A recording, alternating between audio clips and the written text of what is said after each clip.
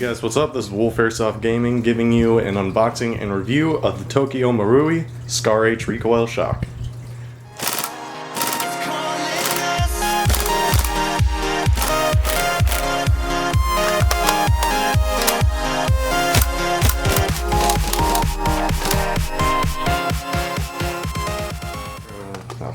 So a bit of background about this. I got it from Tokyo Model Company for $530 some odd dollars, I believe.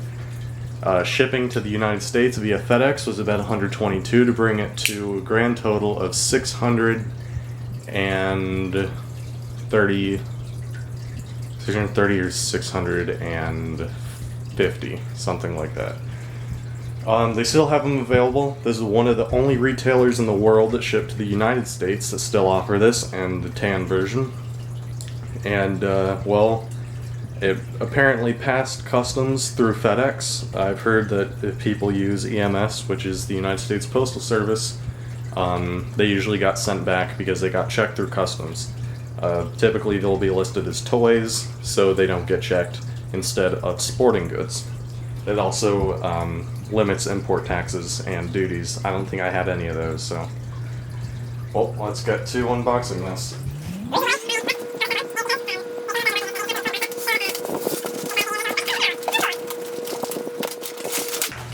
So if I'm customs, I open up the box, what do I see? What is this, a Mercedes? Some Jap... I don't even know. It's not guns though, I can tell you that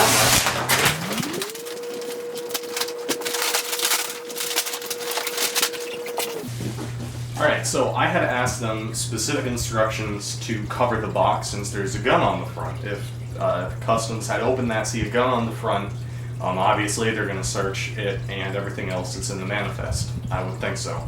Especially this package. So I had them cover it up, I left specific instructions, and they actually did it. So, great job to them. This is extra work they had to do. So.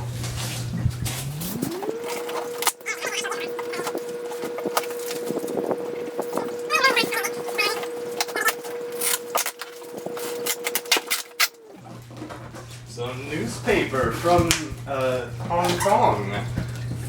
Interesting. See what's going on there.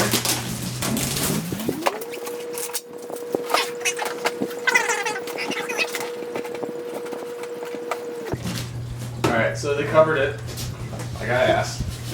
Hopefully they didn't ruin the box. I mean, look at that. Custom inserts by Tokyo Marui. Oh, thank God. I thought they sent me the black.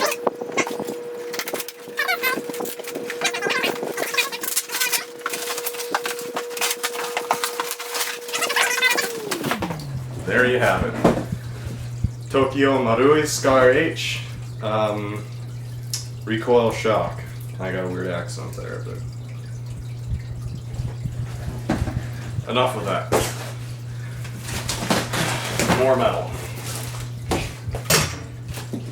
Gun.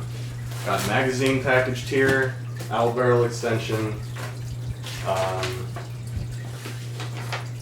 They made a declaration here stating that the gun worked. They even sent me a video of it operating before they sent it.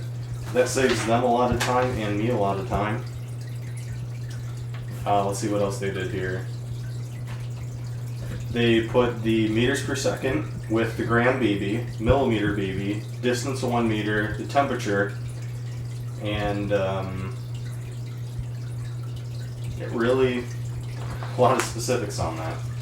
So we got the magazine here. I'll put that off to the side. Got some nice Velcro straps here. Amazing box. That's why I made it imperative that I kept this in the best condition as possible. I mean, just really nice. Here you've got a barrel extension. It just screws right on, so that's nice. This seems to be the original flash hider and barrel extension. So they probably put an orange tip on.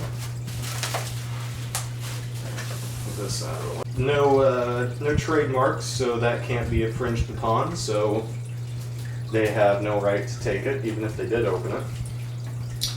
Other side, put it there. This thing is solid as a rock. The gun itself feels really sturdy, absolutely no wobble. I don't like the fire selector, it's a bit iffy, but so is VFC's, any type of ambidextrous fire selector.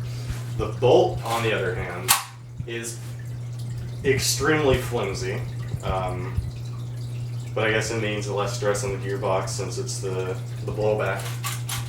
It goes that far. So, on the other side,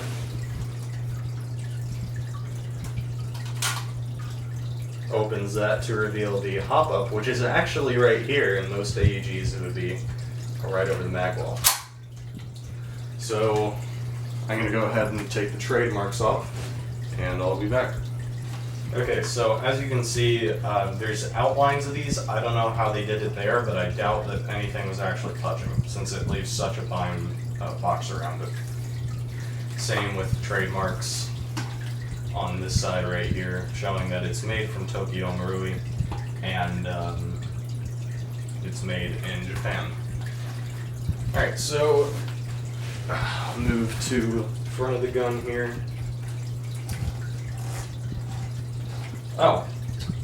This is actually a flash hider. It's just purely orange. It's a cylinder, and it's got 14mm, probably counterclockwise threads. The flash hider and a barrel extension, as well as the original CQB version. So this can give you, don't quote me, a 14-inch barrel and a 16-inch barrel.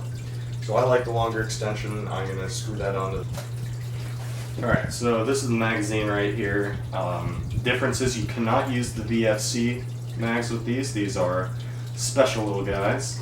It has an extended BB feeder at the top to stop the gearbox from firing when it's out of ammo. This holds 90 rounds, and I believe it is capable of switching to 20 rounds for realistic simulation. So this is the Scar H out of the packaging and onto the wall for reviewing. I'm going to be doing this from the end of the gun to the front of it. And this is the part where you hear all the boring specifications if you already researched the gun or already know about it. If you don't, then this is perfect for you. Or if you're not familiar with the Tokyo Marui, because there is quite a few differences. So on the back here, a standard 6-position adjustable stock. The fuse and the battery is located in the back here. 2-position adjustable cheek riser and folding stock.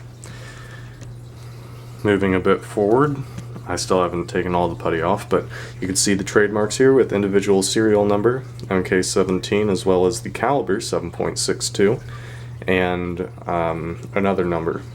I don't know what that is. Fire selector is different from the VFC and is not true to the real steel counterpart in the fact that this is safe, this is single fire, and this is automatic, where safe should be down here, single and automatic there. So this goes from 0 to 90 degrees. And this is also polymer, whereas the VFC is made out of metal. Moving up a little bit here to the magwell, you've got your full metal functioning bolt catch that if I push this back, it doesn't actually catch. However, that's used for resuming functioning of the gun after you've run out of ammunition. I'll cover that later.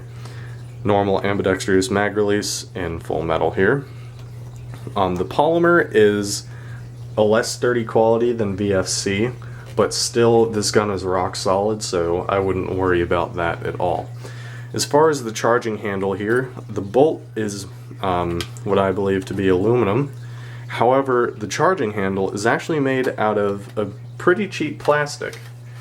It's not metal, but I mean, it's not going to fall off, hopefully, so there's that. These pieces are also polymer, as well as the rails. The biggest surprise to me are the rails on this gun are made out of polymer. Now this is good in the sense that they're not going to scratch like metal rails will, and they're pretty solid. And I'm pretty sure if you really wanted full metal rails, you could exchange them for one on a VFC. However, all these polymer parts really do lighten up the gun. So it still has a sturdy, solid feel with a decent weight, but it's not overpowering. So that gives the gun a very good balance.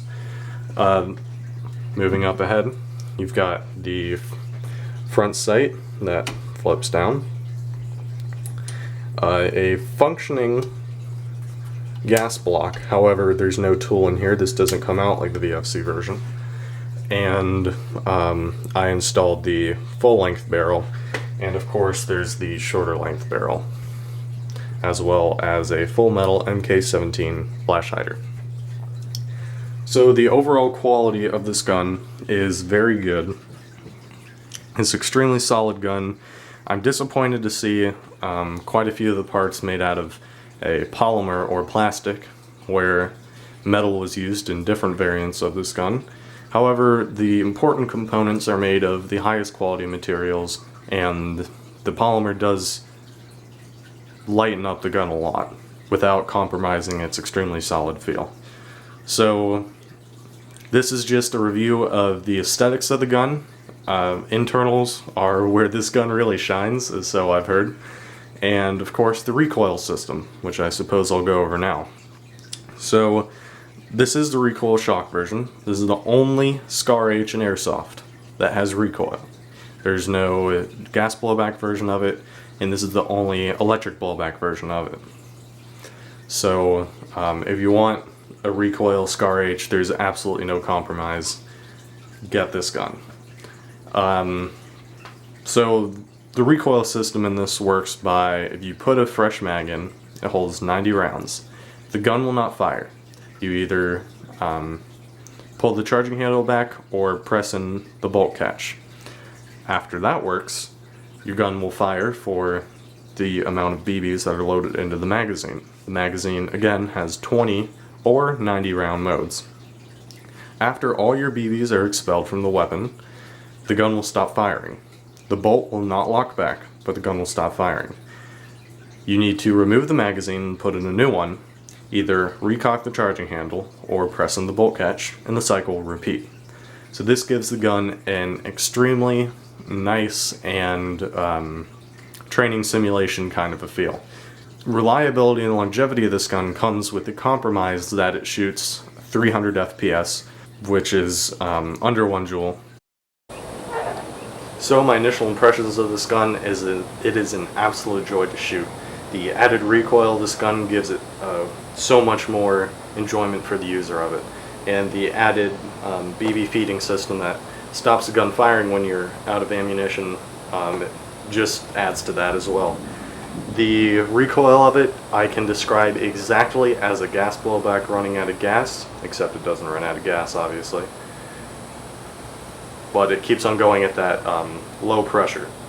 That's exactly what this feels like. So a chopped down gas blowback rifle, but nonetheless any less fun to shoot than one, with the added reliability of the AEG and Tokyo Marui.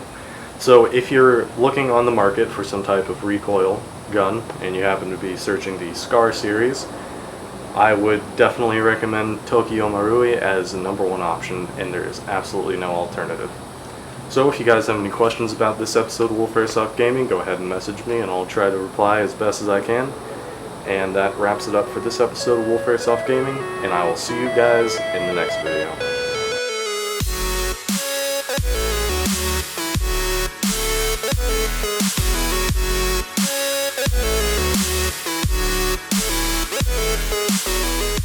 You wanna know how I got these scars?